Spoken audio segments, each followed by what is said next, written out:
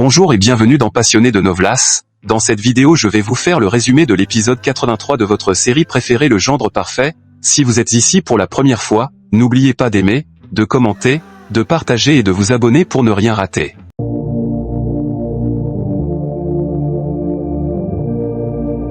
L'épisode s'ouvre sur une conversation entre Monsieur Baweja et Rajveer. Baweja, visiblement sous le charme de Samira, confie à Rajveer qu'il s'est déjà marié 4 fois, mais qu'il n'a jamais ressenti de tels sentiments. Il dit que Samira incarne exactement le type de femme qu'il aime et qu'il compte faire d'elle sa partenaire à vie.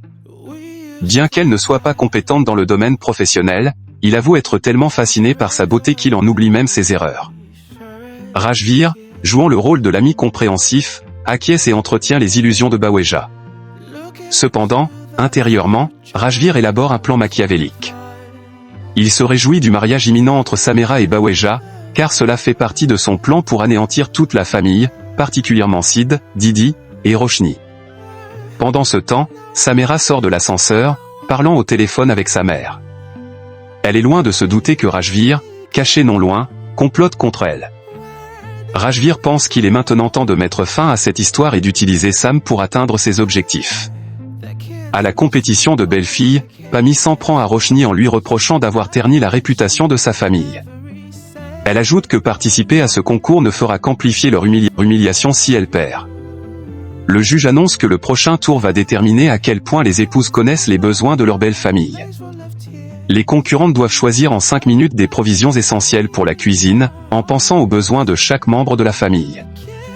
Alors que toutes les autres femmes se précipitent pour ramasser des provisions, Roshni reste figée. Suki, observant la scène, s'inquiète et demande à Simran pourquoi Roshni ne bouge pas. Simran reste confiante et assure que Roshni finira par bouger. Finalement, Roshni se souvient des conseils de Simran sur les besoins en cuisine et commence à faire son choix, mais lentement. Suki remarque que Roshni choisit des articles peu coûteux, tels que des grains secs, tandis que les autres belles-filles prennent des provisions plus luxueuses. Suki et Kritika sont convaincus que Roshni va perdre. Kritika, tout en observant Roshni, se réjouit à l'idée de célébrer sa défaite avec Rajveer.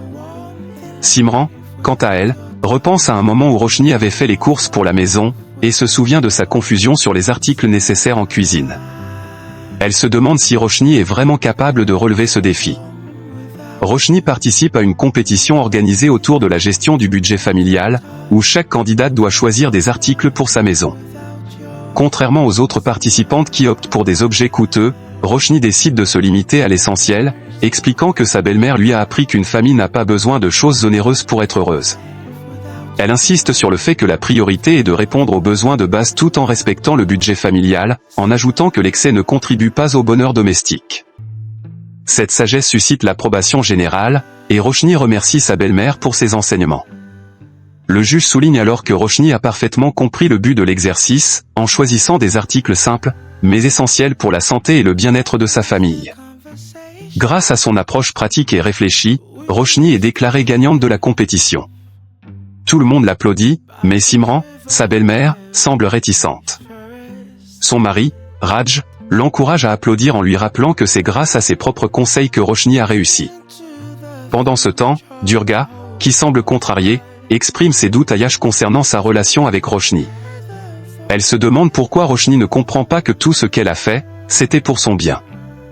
Yash la rassure en affirmant que Roshni l'aime toujours et qu'elle finira par revenir vers elle une fois sa colère dissipée. Il lui demande de ne pas s'inquiéter et promet de veiller sur Roshni en cas de besoin. Le soutien de Yash réconforte Durga, et tous deux décident d'aller manger ensemble, Durga se sentant apaisée après cette conversation. Finalement, alors que Roshni célèbre sa victoire, Suki la prend dans ses bras, reconnaissant la justesse de ses choix. La compétition pour désigner la meilleure belle-fille de l'association des Punjabis entre dans son dernier tour. Le juge rappelle que lorsque la belle-mère et la belle-fille entretiennent de bonnes relations, la paix et la prospérité règnent dans la maison. Elle précise que la belle-fille deviendra un jour une belle-mère et qu'elle apprendra à préserver le bonheur du foyer à partir de cet exemple. Pour cette épreuve finale, les duos de belle-mère et belle-fille doivent cuisiner ensemble, et le meilleur duo remportera la compétition.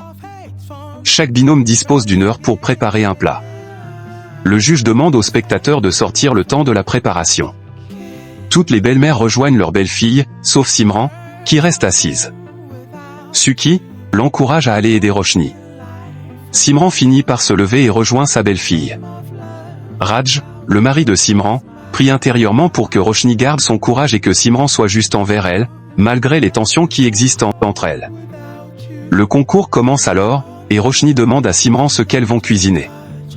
Simran choisit de préparer des galettes de maïs accompagnées d'épinards, une recette traditionnelle, et demande à Roshni de lui passer le maïs. Parallèlement, une autre intrigue se déroule avec Sam et Baweja, un homme puissant et influent. Baweja complimente Sam en lui montrant des photos d'elle, la félicitant pour son travail acharné. Il lui annonce qu'il a fait agrandir une photo d'elle pour son bureau et lui parle de l'opportunité de partir ensemble en Chine pour un événement important, soulignant qu'il ne peut s'imaginer organiser l'événement sans elle. Sam est flatté et remercie Baweja pour sa reconnaissance et pour la chance qu'elle a de vivre son rêve professionnel. Baweja, cependant, a des intentions cachées. Il se dit intérieurement qu'il compte demander Sam en mariage, bien qu'il se demande si son âge ne posera pas problème. Quoi qu'il en soit, il est déterminé à utiliser tous les moyens nécessaires pour obtenir ce qu'il veut, même si cela signifie forcer Sam à l'épouser. Le juge annonce que c'est le moment de goûter aux plats préparés par les belles-filles et leurs belles-mères. Pour évaluer les plats, ce sont les maris qui auront la responsabilité de déguster et de voter en plaçant un petit drapeau sur le plat qu'ils préfèrent. Le juge précise qu'aucun des maris ne sait qui a préparé quel plat, éliminant ainsi toute possibilité de tricherie.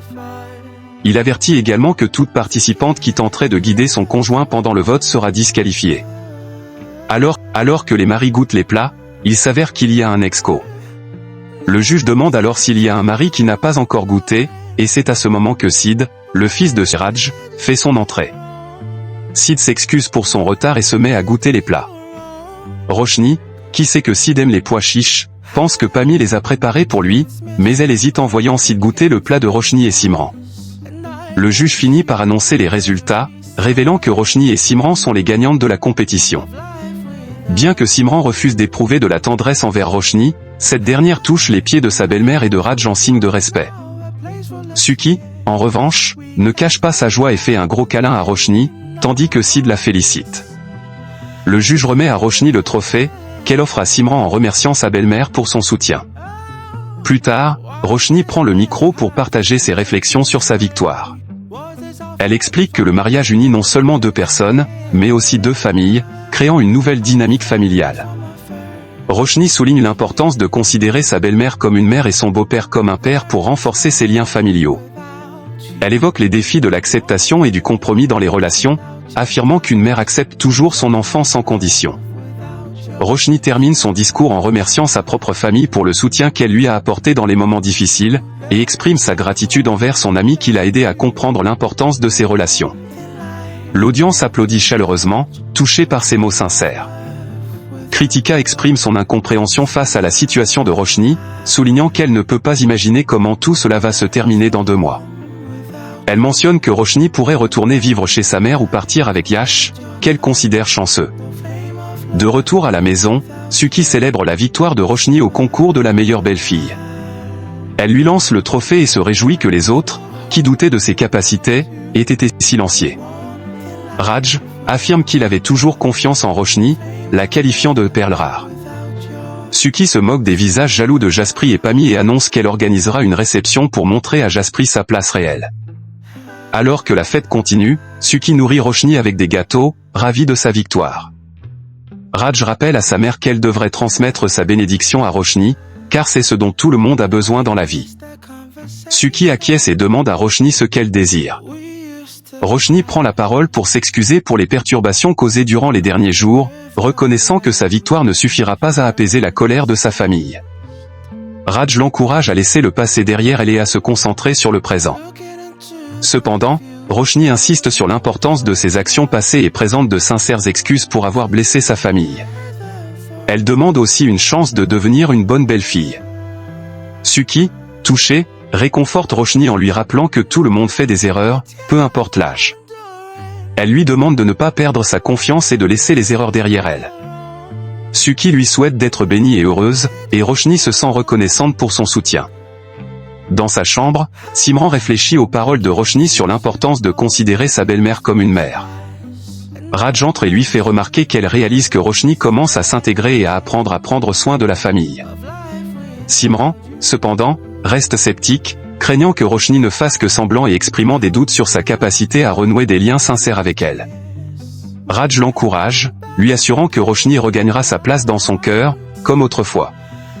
De son côté, Kritika se souvient de la détermination de Roshni à devenir une bonne belle-fille, mais elle est en colère et frustrée par sa présence continue dans la maison. Elle envisage de se tourner vers l'alcool pour échapper à ses émotions, mais Rajvir l'arrête, lui conseillant de ne pas céder à la défaite. Kritika exprime son dégoût pour Roshni et sa colère contre sa grand-mère, qui la couvre d'éloges. Rajvir tente de rassurer Kritika en lui faisant comprendre que même si Roshni a gagné une compétition, cela ne garantit pas qu'elle réussira toujours. Il lui murmure un plan secret, la rassurant qu'elle pourrait voir Roshni expulsée de la maison. Encouragée par son mari, Kritika finit par lui faire un câlin, mais intérieurement, Rajvir complote pour utiliser Kritika comme un outil dans son plan contre Roshni. Il prévoit de se débarrasser d'elle une fois qu'il aura obtenu son argent, avant de chercher une nouvelle cible dans un autre pays. C'est la fin de l'épisode. Merci d'avoir regardé, n'oubliez pas de vous abonner.